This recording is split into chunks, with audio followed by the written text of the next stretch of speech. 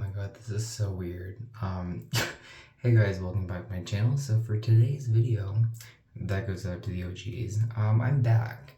If you're new to my channel and you have no idea who I am, you're either probably younger than me because the fact that this video even showed up in your feed means I am a topic of interest for your search history based on the new creepy as shit algorithm. But yeah, I was kind of an OG YouTuber. Not gonna brag, but I feel like I've deserved to. Me and one of my close friends, Jonathan Curtis, my other friend Bon, and my friend Sam, we were and Laura. Oh my god, I'm so sorry, Laura. We were honestly kind of big at the time, and a lot of our channels, mine specifically, is approaching a decade old. And that was before you could be an influencer. It wasn't a concept. There was no monetization. There was no AdSense. You couldn't make money from it. And when my channel hit its peak and got recognized by the likes of BuzzFeed and Teen Vogue, I was featured in an article along with my good friend Jonathan with the likes of James Charles, Jeffree Star, Patrick Star, always so weird about those names, Manny MUA, and Wayne Goss. For those of you who know, you know, that's a fucking big deal. But I do want to kind of comment on how the space has changed and my resurgence and return to YouTube creator content. When I started, it wasn't a career. You couldn't make money off of it. And when we finally could make money off of it, it's not what these TikTok and short form content creators are making right now. We would put 30 plus hours of editing and filming into one video. And that was before a lot of YouTubers had the allowance and means to hire an editing team. A lot of us, and Tati still to this day is one person I love who barely uses editors. We were doing it on our own.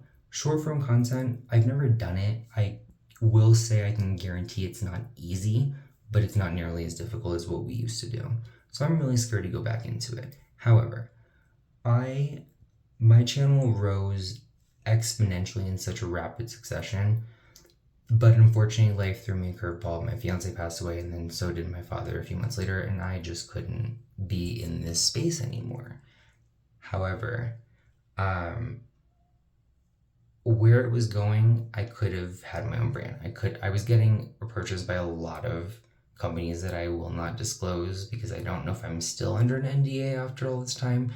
But at the same time, being as young as I was, even with, for those of you who don't know, for those of you who do, and I say this respectfully and not in a bragging way because I'm so grateful, I was adopted into a very wealthy, privileged white family from Vietnam of extreme poverty.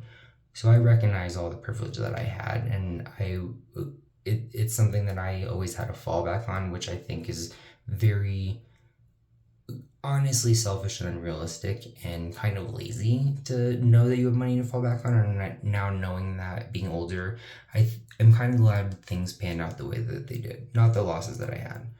But if I had gotten a lot of the brand deals and opportunities that I were offered at the time, at the height of my channel, I think it would have changed me, and I wouldn't be the type of person that I am now, and would lack the integrity that I currently have that would have allowed me to say no and not sell out when offered those, looking back honestly, not great amounts of money back then. Again, not naming names, but and saying this seems so entitled and just first world, but being given or offered a $100,000 contract for 75% of profit revenue, as a 17, 18-year-old, you don't understand that makes no sense. When you're the face behind it, when you're the person who's creating the ideas, yes. At the time, I was not a licensed esthetician. Now, if I were to start a line, I would want to be, I might even consider going back to school to get my license in cosmetic chemistry. But at the time, as a 17-year-old or 21-year-old, you don't know. You're going to put your name on anything. And I'm kind of glad that it didn't go that way, because I am very passionate about skincare, beauty, making people feel good. One of my favorite things about Sephora, and I'm allowed to say this now because it was a toxic as fuck environment, having a client leave your store when they first came in, not being able to look you in the eye, not being able to look themselves in the mirror, but you show them how to do eyeshadow, put on blush, and they are taking selfies and they love themselves. That's what it's about. And I really hope this comes across genuine, because this is something that I've been so passionate about. And if you ask any of my past co-workers at Sephora, it's the single-handed reason I stayed for as long as I did with all this shit that went on. I'm not saying anything bad about LVMH or Sephora as a company. It was my particular store and the demographic of our clientele and the way things were handled that made my experience poor. But people underestimate how much beauty means to people. One of my favorite classes, and I didn't even know that it would have this impact, was color correction.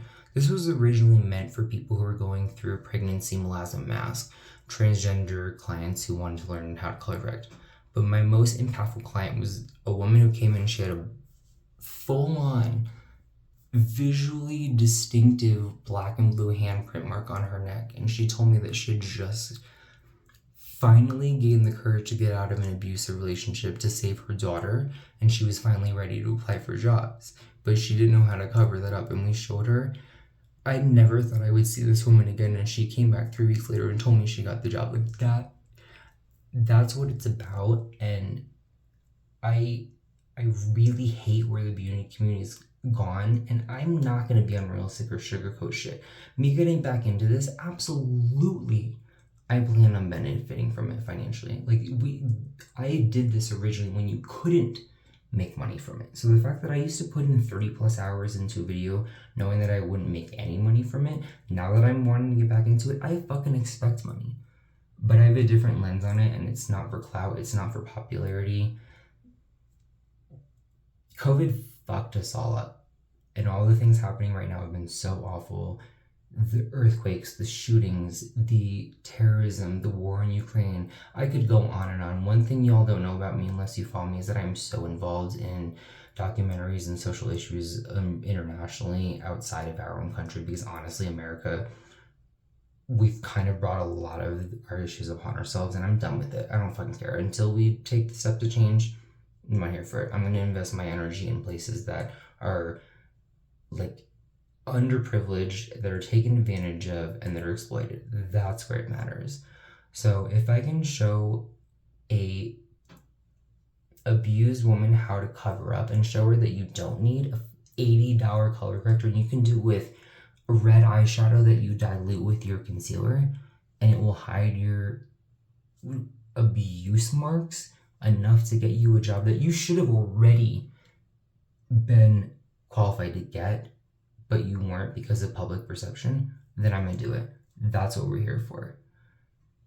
Sorry this is getting so pointed and heated, but I think, admittedly, I'm kind of getting mad at myself in the way that I'm speaking right now, because these are issues that I should have always been talking about, and I was so entitled and so privileged and obsessed with my own success that I didn't realize the education that I spent the time getting, that I'm so proud of. I never realized that it could also help people in a different lens other than just making myself money. And that's what really my resurgence and my return and comeback and end of hiatus is about. So I don't even know what I'm trying to say, but I'm back, and we'll try to edit this in any way that makes sense. I haven't done social media in 2 years, and if long format isn't what you guys are into, then I'm sorry.